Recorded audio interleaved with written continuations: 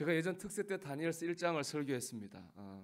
다니엘 참 어려운 시대를 믿음으로 승리했잖아요. 참 늘 우리에게 감동되고 도전되는데 오늘은 이제 2장 하려고 합니다. 우리 1장의 내용을 보면 다니엘이 왕이 준 진미와 포도주를 거절했죠. 그렇지만은 오히려 그거 먹은 사람보다 얼굴이 더 좋았어요. 하나님의 영광을 드러냈고 믿음으로 승리했습니다. 그 결과 하나님께서 다니엘을 축복하셨어요. 그 축복의 결과가 다니엘서 1장 20절입니다. 왕이 그들에게 모든 일을 묻는 중에 그 지혜와 총명이 온 나라와 박수와 술객보다 10배나 나은 줄을 아니라. 다니엘과 친구들의 지혜가 온 나라에 퍼졌습니다. 왕에게도 퍼졌어요. 왕이가 대화해 보니 왕이 깨달았어요. 이 사람이 다니엘과 친구들의 지혜로움이 다른 사람보다 10배나 낫구나. 그런 인정을 다니엘이 받았습니다. 오늘은 이제 2장의 내용인데 그런 중에 이 왕이 꿈을 꿉니다. 근데 꿈의 내용을 잊어먹었어요. 내용을 잊어먹었는데 되게 중요한 꿈 같아요. 그래서 뭔가 좀 알고 싶어요. 그래서 온 나라의 꿈에 관계된 모든 사람 불러 모으고 묻죠. 내가 꾼 꿈의 내용이 뭔지 알아 맞추고 그리고 꿈을 해석하라 명령을 내려요. 근데 모두가 못한다 그래. 이유는 하나예요. 꿈을 해석하려면은 꿈의 내용을 알아야 해석하든지 말든지 하지 않겠습니까? 내용을 모르기 때문에 해석을 못한다는 거예요. 결국에 그 왕의 그 오다가 다니엘까지 내려왔습니다. 오늘 말씀은 이 왕의 오다, 자기의 꿈을 알리고 해석하라고 하는 왕의 그 명령에 다니엘이 어떻게 반응했느냐라는 것인데요. 그게 오늘 나누는 말씀의 핵심입니다. 왕의 근위대장 아리옥이 와서 다니엘에게 왕의 꿈을 해석하라고 말해요. 그러자 다니엘이 이렇게 반응합니다. 오늘 제일 중요한 말씀이에요. 16절 우리 한번 같이 읽어볼게요. 다니엘이 들어가서 왕께 구하기를 시간을 주시면 왕에게 그 해석을 알려드리이다 하니라. 아멘. 꿈 해석하라 그랬더니 다니엘은 뭐라 그랬습니까? 좀 시간을 주십시오. 시간을 달라 그랬어요. 그러면 시간을 달라고 그러고 다니엘이 뭐 했느냐? 우리 17절 18절 같이 읽어보겠습니다. 이에 다니엘이 자기 집으로 돌아가서 그 친구 하나냐와 미사엘과 아사랴에게 그 일을 알리며 하늘에 계신 하나님이 이 은밀한 일에 대하여 불쌍히 여기사 다니엘과 친구들이 바벨론의 다른 지혜자들과 함께 죽임을 당하지 않게 하시기를 그들로 하여금 구하게 하니라. 아멘. 시간을 좀 주세요. 그 다음 그 시간에 뭐 했습니까? 기도했습니다. 자기도 기도하고 자기 친구들에게도 중보 기도를 부탁했습니다. 이게 다니엘의 위대함이 바로 여기에 있습니다.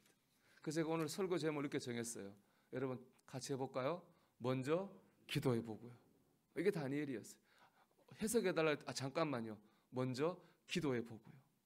여러분 하루를 시작하기 전에 무슨 중요한 일을 결정하기 전에 무슨 일을 하기 전에 꼭 시간을 내서 기도해야 됩니다. 기도의 시간을 가져야 됩니다. 그것이 올 한 해 우리가 축복받는 삶을 살아가는 제1의 원칙이 되어야 됩니다. 먼저 기도해 보고요. 말씀드린 다니엘은 지혜가 탁월해요. 몇 배나 탁월하다 그랬습니까? 10배나 탁월하다 그랬어요.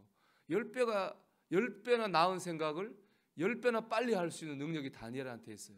10배가 여러분 IQ가 100이면 나는 200이 되는 거고 저 사람이 200이면 나는 10배면 1000이 되는 건데 얼마나 뛰어난 거예요. 그러면 뭐 누구한테 물어보고 의지할 필요 있겠습니까? 다 아는데.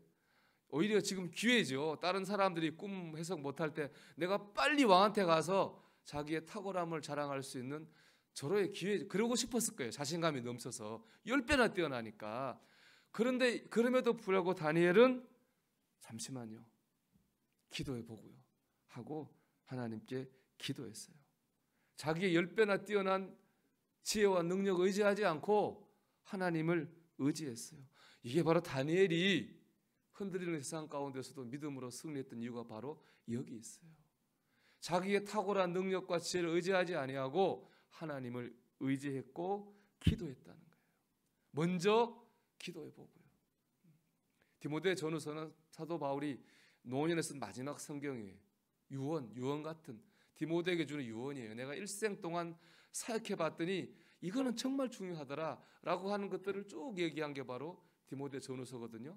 근데 2장 1절에 보면 바울이 이렇게 말해요.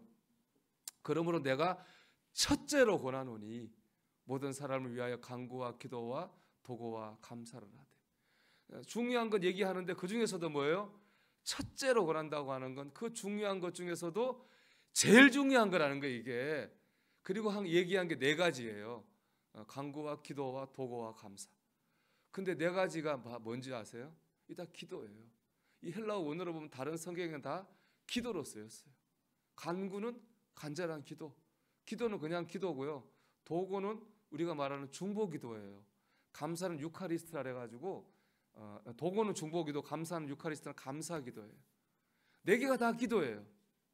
일생 동안 주님 일을 해봤더니 제일 중요한 게 뭐라는 거예요?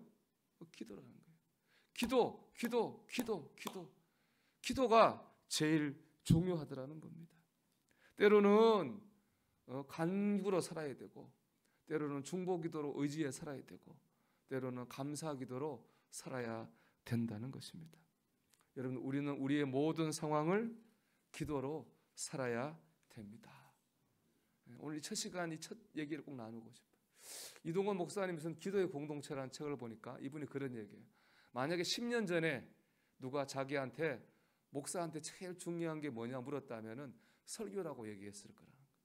그런데 이제는 기도라고 얘기하시대요. 왜냐하면은 자기가 설교에 늘 설교가 중요하니까 설교 열심히 준비 열심히 했는데 목회를 하다 보니까 정말 중요하고 의미 있는 일들은 다 기도하는 가운데 이루어졌다는 거예요. 그러면서 교회가, 그 책이 기도의 공동체인데, 교회는 말씀의 공동체 이상으로 기도의 공동체가 돼야 됩니다. 그런 메시지를 그 책에 담고 있습니다. 여러분, 기도할 때 역사가 나타납니다. 여러분, 올 한해 말씀의 은혜를 받고 싶으세요? 기도하십시오. 말씀 전하는 저를 위해 기도하시고, 말씀 듣는 여러분 자신을 위해 기도하시고, 여러분 들은 말씀을 적용하며 살아갈 수 있게 해달라고 기도하십시오. 그럴 때 말씀의 능력을 경험하게 되는 겁니다. 유명한 책이죠. 스티븐 코비의 소중한 걸 먼저 하라. 그 책에 보면 유명한 얘기 나옵니다. 한 강사가 나와가지고 항아리에 큰 돌을 가득 채워요. 그래서 사람한테 물어요. 여러분 이 항아리 가득 찼나요? 그랬더니 다 네 그랬어요. 큰 돌로 가득 찼으니까. 근데 이번에 거기에 자갈을 벗어요. 조그마한 자갈을. 들어가요? 안 들어가요? 들어가죠. 큰 돌 틈에 들어갔어요. 다 찼습니까? 이번에 말을 못해요. 그 다음에는 모래를 넣었어요. 당연히 또 그 틈에 다 들어가죠. 마지막으로 그 물을 부었어요. 물까지 다 가득 찼어요. 이제 진짜 가득 찬 거죠. 여러분 이걸 통해서 그 강사하고 싶은 얘기가 뭔지 아십니까? 우선순위입니다. 우선순위. 만약에 큰 돌을 나중에 안 넣고 작은 돌을 넣었다면은 큰 돌은 거기에 넣을 수 없었을 거예요. 그 순서가 됐기 때문에 큰 돌을 넣었던 거거든요. 우리 인생도 마찬가지예요. 우선순위가 잘못되면 내가 열심히 안 사는 사람은 어디 있어요? 다 열심히 사는데 정말 중요한 것을 우리 인생에 담아낼 수 없어요. 그렇기 때문에 우선순위가 중요하다는 거죠. 기도가 그런 거예요. 우리 다 올해 열심히 살 겁니다. 최선도 다할 거예요. 그러나 우선순위가 잘 안 돼 있으면 정말 우리 인생에 꼭 필요한 거, 중요한 거를 우리의 삶에 담아낼 수 없다고요. 그 가장 첫 번째가 뭐라고요? 기도예요. 기도의 시간을 내야 돼요. 여러분 이 한 해 여러분 기도를 앞세우고 기도의 시간을 앞세우고 정말 중요한 것들을 해나갈 수 있는 저와 여러분 되기를 주의 이름으로 축원합니다.